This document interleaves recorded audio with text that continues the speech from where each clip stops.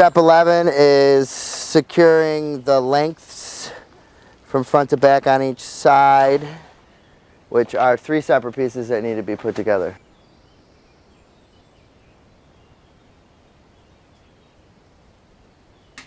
So what I did was a small piece, then slid the screws in, then did the top piece, and then tightened it all up.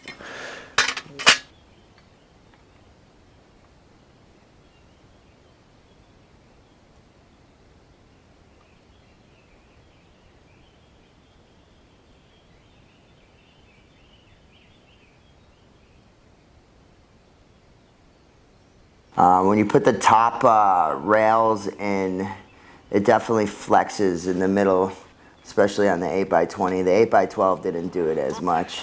And then as you start installing the profiles, they definitely like to fall over because you can't tighten them up quite yet.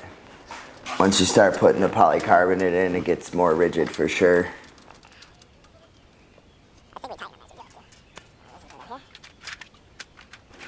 I definitely would prefer a single 8x20 piece of blackout for the 8x20 instead of 2 separate pieces that connect in the middle. That bar in the middle definitely blocks light,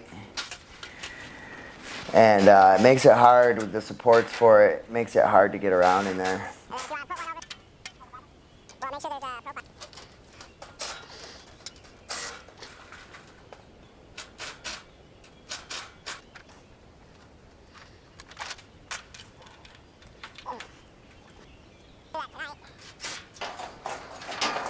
So we're putting up the side pieces here, dropping 2 bolts in each profile that are going to be later used to attach the blackout curtain.